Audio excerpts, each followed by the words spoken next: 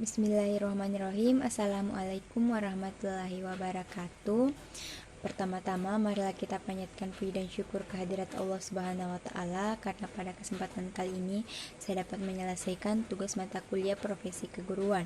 Yang terhormat Ibu Dr. Anda Haja Syamsida MPD selaku dosen pengampu mata kuliah profesi keguruan dan teman-teman yang saya banggakan.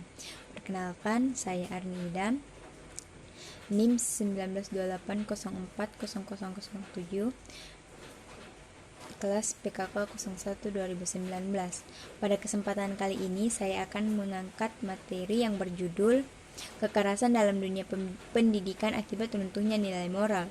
Moral merupakan suatu peraturan yang sangat penting ditegakkan pada suatu masyarakat karena dapat menjadi suatu rambu-rambu dalam kehidupan serta pelindung bagi lingkungan tersebut.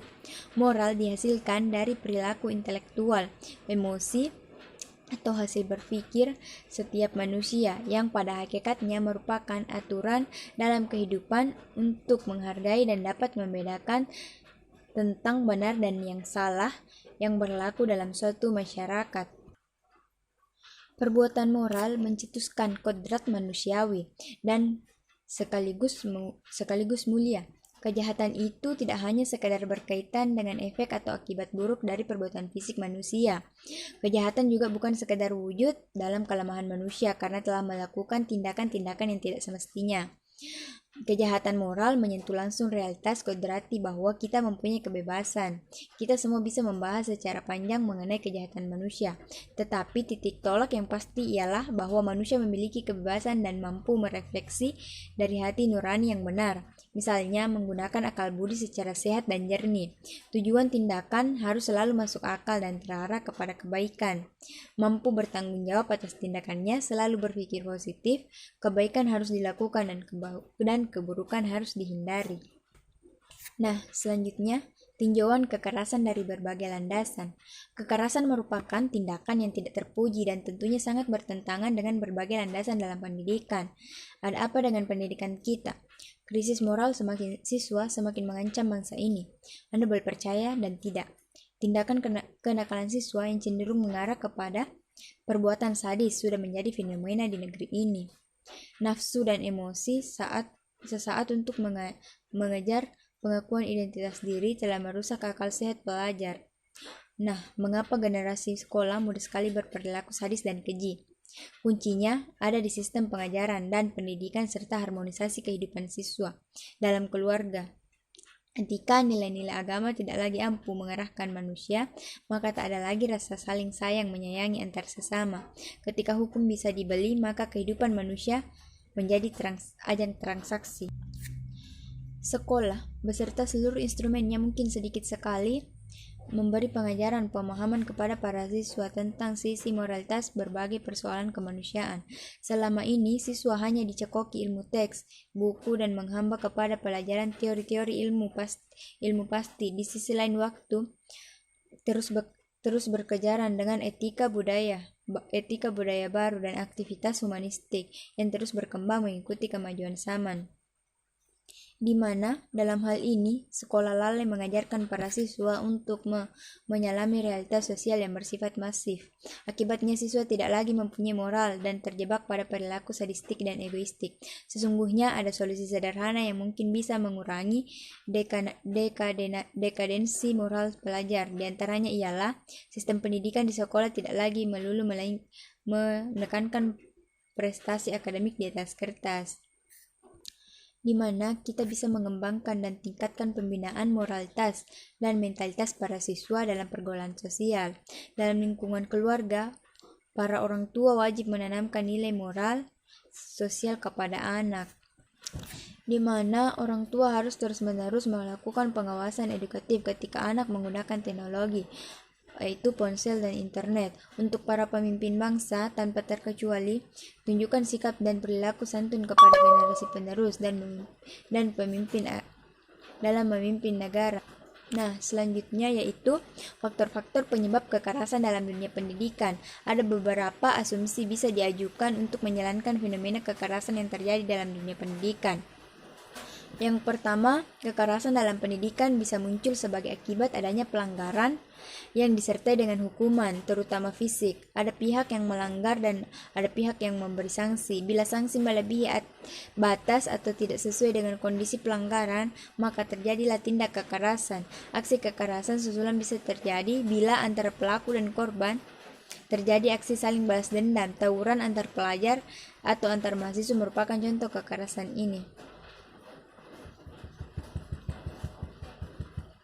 Nah, selanjutnya yaitu kekerasan dalam pendidikan bisa diakibatkan oleh buruknya sistem dan kebijakan pendidikan yang berlaku. Muatan kurikulum yang hanya mengandalkan kemampuan aspek kognitif dan mengabaikan aspek afektif menyebabkan berkurangnya proses humanisasi dalam pendidikan. Yang ketiga yaitu kekerasan dalam pendidikan mungkin pula dipengaruhi oleh lingkungan masyarakat dan tayangan media massa. Penelitian-penelitian yang telah ada menunjukkan bahwa kecenderungan media massa dalam memberitakan aksi kekerasan dapat mempengaruhi perilaku pemirsanya. Nah, selanjutnya yaitu kekerasan bisa jadi merupakan refleksi dan perkembangan kehidupan masyarakat yang mengalami pergeseran cepat sehingga meniscayakan timbulnya sikap instan solution dan jalan pintas. Nah, yang terakhir yaitu kekerasan mungkin pula dipengaruhi oleh latar belakang sosial ekonomi pelaku. Faktor pertama dan kedua mungkin manifestasi dari kondisi internal pendidikan, sedangkan faktor ketiga sampai kelima itu merupakan kondisi eksternal pendidikan.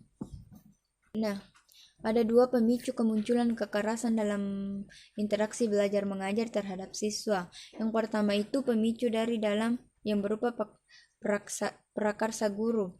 Tindakan yang dipicu oleh prakarsa guru biasanya sebelum muncul telah direncanakan terlebih dahulu.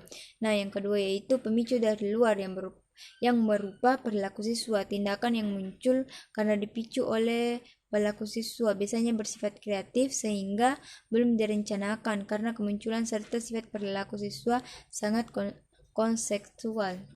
Nah, selain disebabkan dorongan insting dalam diri sendiri, perilaku kekerasan atau agresi juga dapat disebabkan oleh faktor belajar sosial. Teori belajar sosial atau social learning yang dimotori oleh Bandura menekankan bahwa kondisi lingkungan dapat memberikan dan memelihara respon-respon agresif pada diri seseorang. Asumsi dasar dari teori ini yaitu sebagian besar tingkah laku individu diperoleh dari belajar melalui pengamatan atas tingkah laku yang ditampilkan oleh individu-individu lain menjadi model. Nah, materi terakhir yaitu solusi masalah. Adapun solusi masalah dari materi yang saya angkat yaitu kekerasan yang terjadi terhadap guru dan tenaga pendidikan oleh siswa dan orang tua menjadi pelajaran bagi banyak pihak. Menteri Pendidikan dan Kebudayaan Mendikbud menegaskan peristiwa kekerasan tersebut tidak boleh terulang. Guru sebagai pendidik di sekolah menjadi salah satu pihak yang memiliki peran penting dalam mencegah terjadinya kekerasan yang berpotensi menimpanya.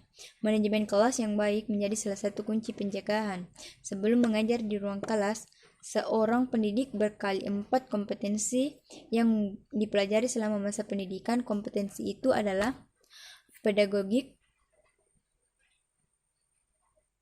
kompetensi kepribadian, dan kompetensi sosial dan kompetensi profesional. Dengan menguasai seluruh kompetensi itu, seorang guru diharapkan mampu menjalankan profesinya sebagai pendidik. Pemerhati pendidikan sekaligus akademisi mengungkapkan dalam prinsip pembelajaran seorang guru haruslah mampu membawakan materi ajar dengan cara menyenangkan. Baik guru maupun murid harus berada dalam suasana yang akrab dan kondusif untuk pembelajaran. Namun dalam praktiknya tentu tidak mudah. Persoalan-persoalan yang dihadapi guru bukan sebuah barang yang dapat diidentifikasi berdasarkan sampel, tetapi subjek manusia yang memiliki identitas yang unik. Adapun pola pencegahan tindak kekerasan, yaitu dalam dokumen yang sama disebutkan bahwa untuk menciptakan lingkungan kelas yang positif dan aman diperlukan praktek manajemen kelas yang efektif. Praktek tersebut misalnya menyebutkan dengan jelas peraturan kelas, konsisten terhadap peraturan tersebut, memberikan penghargaan kepada siswa dengan perilaku positif, tunjukkan kepribadian terhadap siswa, berikan kesempatan kepada siswa untuk mengambil pilihan berarti, dan hindari pertentangan di depan siswa lainnya, serta hindari menyalahkan siswa. Nah, itulah tadi materi yang sempat saya paparkan, lebih dan kurangnya mohon dimaafkan. Wabillahi taufiq wal hidayah. Terima kasih atas segala perhatian teman-teman. Wabillahi taufiq wal hidayah. Wassalamualaikum warahmatullahi wabarakatuh.